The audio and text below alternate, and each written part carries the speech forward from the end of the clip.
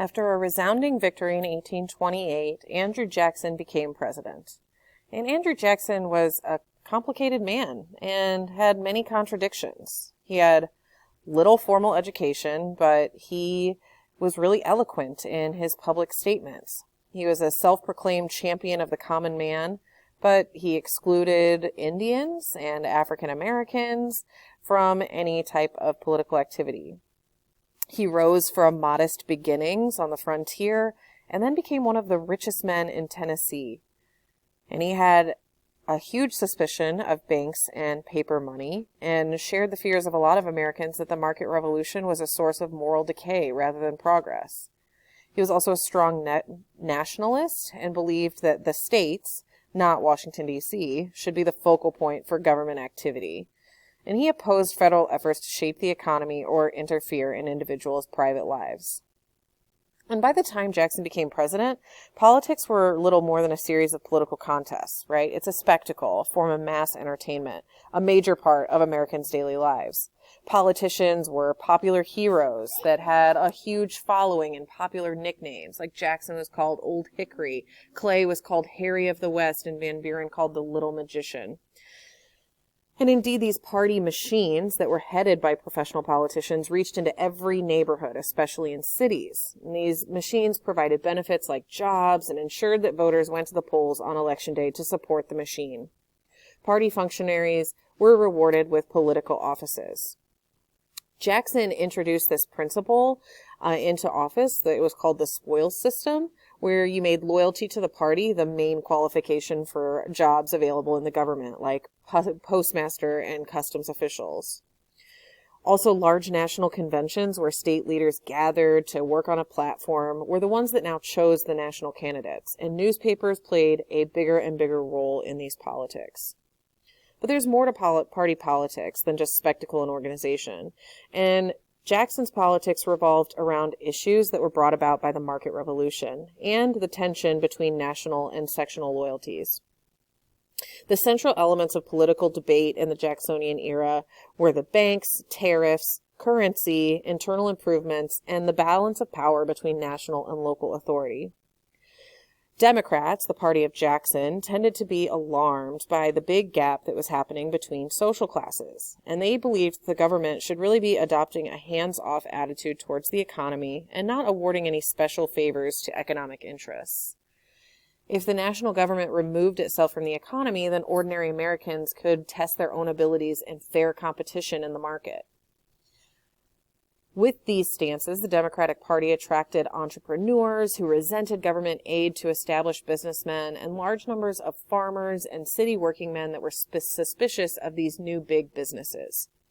Poorer farming regions that were isolated from the market also tended to vote Democratic. Whigs, however, were united behind the American system, Henry Clay and John C. Calhoun's American system, believing that via a protective tariff, a national bank, and aid to internal improvements, the federal government could guide economic development. Their support was centered strongest in the Northeast, which was the most rapidly modernizing region of the country. Businessmen and bankers supported these programs of government-promoted economic growth, and so did farmers that lived near rivers, canals, and the Great Lakes, who benefited from the economic changes, or at least hoped to do so. The party battles of the Jacksonian era reflected the clash between public and private definitions of American freedom and their relationship to governmental power, which was a persistent tension in the nation's history. For Democrats, liberty was a private entitlement best secured by local governments and endangered by powerful national authority. Weak national authority, according to the Democrats, was essential to both private freedom and states' rights. And they identified government-granted privilege as the root cause of social inequality. To this end, during Jackson's presidency, Democrats reduced government spending, they lowered tariffs, and killed the national bank, and also refused pleas for federal aid to internal improvements. Democrats also considered individual morality a private matter, not a public concern. But Whigs, for their part, insisted that liberty and power reinforced one another. They called for an activist national government that could enhance freedom. Liberty, Whigs thought, required a prosperous and moral America. And they thought that the government should really create conditions for a balanced and regulated economic development, which would promote prosperity where all classes and regions would share in it. Wealthy Whigs also tended to view society as a hierarchy of social classes, which was contrasted with the disorderly world of unrestrained individual competition that was embraced by Democrats. And Whigs insisted that the United States class status was not fixed, that any individual could achieve upward mobility. It was just how much work were they willing to put into it. Whigs rejected the premise that the government must not interfere in private life. They thought if you were going to function as free, individuals required certain character traits, and the government should help instill those characteristics. And during Jackson's presidency, popularly elected local authorities enacted a number of laws and regulations that tried to shape public morals. And they did things like ban prostitution and banning the use of alcohol, and they regulated other kinds of personal behavior, like laws against using profanities.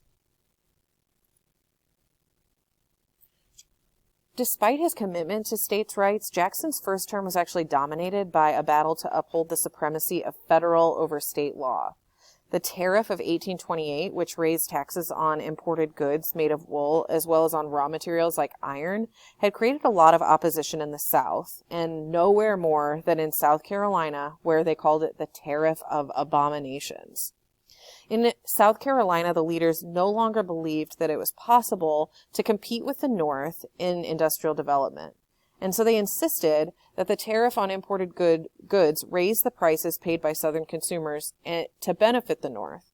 And so because of this, the legislature threatened to nullify it or declare it null and void within their state. South Carolina itself was controlled by a very tight-knit small group of large plantation owners.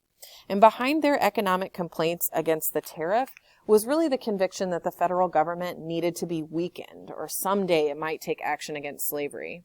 And John C. Calhoun really emerged as the leader of the nullification debate. And John C. Calhoun was elected vice president in 1828, with Andrew Jackson as president. And at first he was kind of behind the scenes in the nullification debate, secretly drafting a pamphlet called Exposition and Protest, where it justified nullification. And he really drew on these previous documents of the Virginia and Kentucky resolutions. And the national government, Calhoun said, had been created by an agreement among sovereign states, each of which retained the right to prevent the enforcement within its borders of acts of Congress that exceeded the powers specifically spelled out in the Constitution. Debate over nullification raged in Washington. New York Senator Daniel Webster responded to the South Carolina people, saying the people, not the states, created the Constitution, which made the federal government sovereign. And he said that nullification was illegal, unconstitutional, and treasonous. And nullification was not really a sectional issue. So South Carolina stood alone during the crisis, and several other states actually passed resolutions that condemned South Carolina's actions. But elaboration of this compact theory of the Constitution gave the South a really well-developed political philosophy that it would turn to later on when sectional conflict would become more intense. To Jackson, though, nullification amounted to nothing less than disunion, and this issue came to a head in 1832 when a new tariff was enacted. And even though in this new tariff the rates had decreased, South Carolina declared that a tax on imported goods was null and void in the state after the following February that it was enacted. In response, Jackson persuaded Congress to enact something called a force bill that authorized him to use the Army and Navy to collect customs duties. So in order to avert a confrontation, Henry Clay, with the assistance of John C. Calhoun, engineered the passage of a new tariff in 1833 that decreased the rates even more. South Carolina then took away their ordinance of nullification, although it did proceed to nullify the Force Act. It's pretty ironic that Andrew Jackson, a firm believer in states' rights and limited government, did more than any other individual to give an emotional aura to the idea of union and to offer an example of willingness to go to war, if necessary, to preserve what he considered the national government's legitimate powers. This nullification crisis really underscored Jackson's commitment to the sovereignty of the nation, and his exclusion of Indians from the era's assertive democratic nationalism led to the final act in the centuries-long conflict between white Americans and Indians east of the Mississippi River. In the slave states, the onward march of cotton cultivation put enormous pressure on remaining Indian holdings. And one of the early laws of Jackson's administration was the Indian Removal Act of 1830 that provided money for basically moving the so-called 5 civilized tribes, so Cherokee, Chickasaw, Choctaw, Creek, and Seminole Indians that were living in North Carolina, Georgia, Florida, Alabama, and Mississippi, and move them to Oklahoma. These tribes had made great efforts to become everything that Republican citizens were supposed to be. They established schools, they established written laws and constitutions that were modeled on the United States. A lot of them even became successful farmers, and a ton of Cherokee especially owned slaves. But in his messages to Congress, Jackson repeatedly referred to them as savages. And in good American fashion, Cherokee leaders also went to the court to protect their rights that were guaranteed in treaties that had been made with the federal government. And their appeals forced the Supreme Court to clarify the status of American Indians. In a crucial case involving Indians in 1823, Johnson versus Mintosh, the court had proclaimed that Indians were not owners of their land, but merely had a right of occupancy. And this struck a serious blow against Indian efforts to retain their lands. In 1831, Cherokee Nation versus Georgia, Marshall described Indians as wards of the federal government, and they deserved a paternal regard and protection, but they weren't citizens, and the Supreme Court couldn't enforce their rights. But John Marshall, the Chief Justice of the Supreme Court, did believe strongly in the supremacy of the federal government over the states. And then in 1832, in Worcester v. Georgia, the court seemed to change its mind and said that Indian nations were distinct people with the right to maintain a separate political identity, and they had to be dealt with by the federal government, not the states. But Jackson refused to recognize the validity of the Worcester ruling. With all legal appeals exhausted, one faction of the Cherokee tribe agreed to cede their lands, but the majority, led by John Ross, who had been elected the principal chief under the Cherokee Constitution, adopted a policy of passive resistance. Inevitably, though, federal soldiers forcibly removed them during the presidency of Jackson's successor, Martin Van Buren.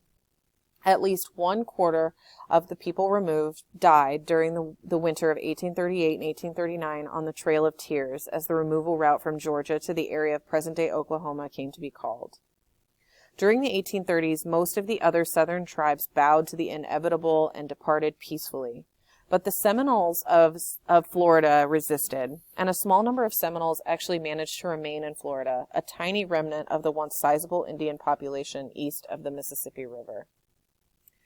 Removal reinforced the racial definitions of American nationhood and freedom. At the time of independence, Indians had been a familiar presence in many parts of the United States. But by 1840, they were simply a curiosity and a relic of an earlier period of American history. The central political struggle of the age of Jackson was the President's War on the Bank of the United States.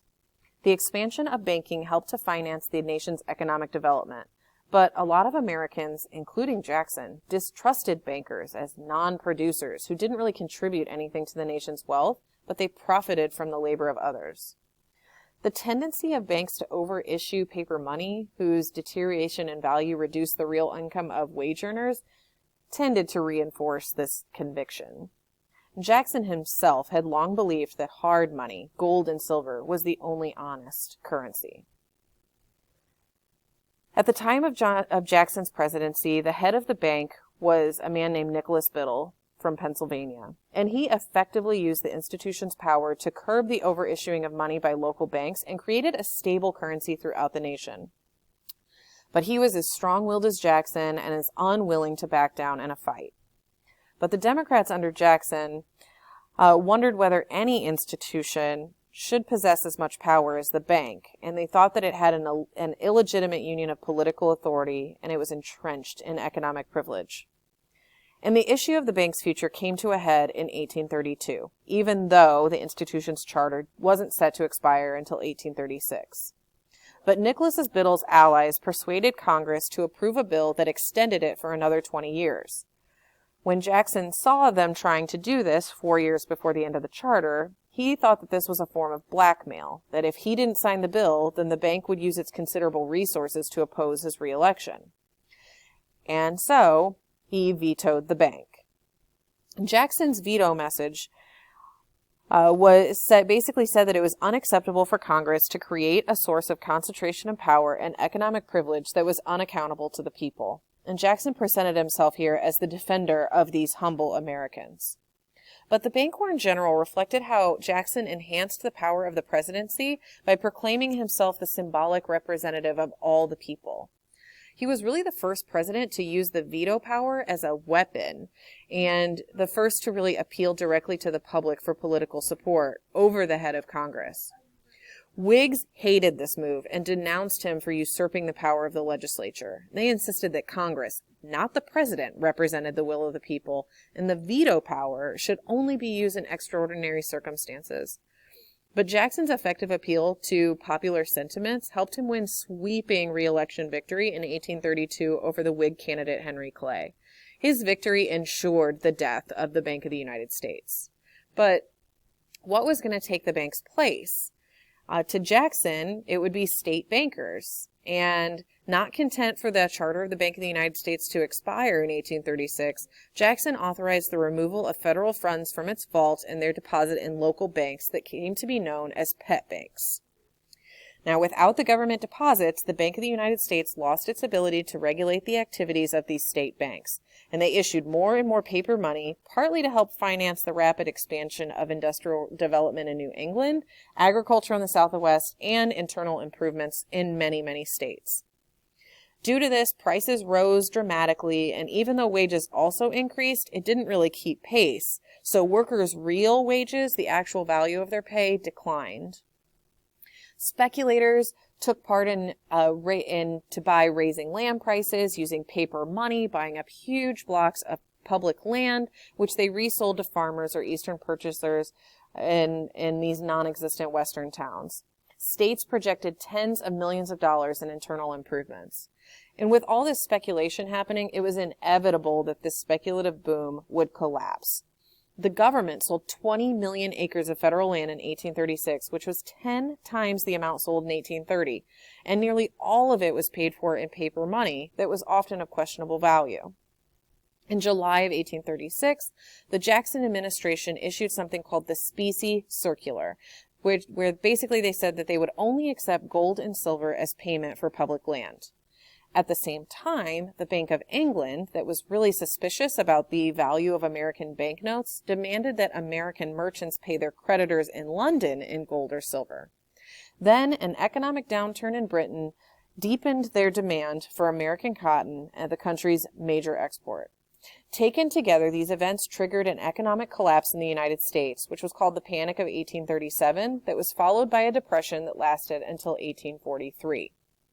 Businesses throughout the country failed, and many farmers were unable to meet their mortgage payments because of declining income and lost their land.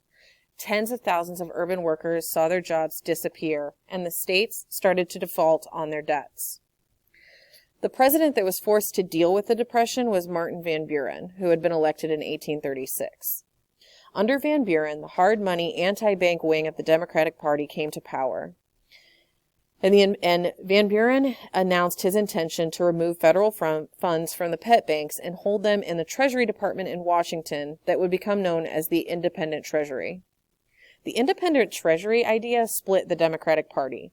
Business-oriented Democrats opposed Van Buren's policy and shifted to the Whigs. But the party's agrarian wing, small farmers and urban laborers who opposed all banking and paper money, rallied to Van Buren.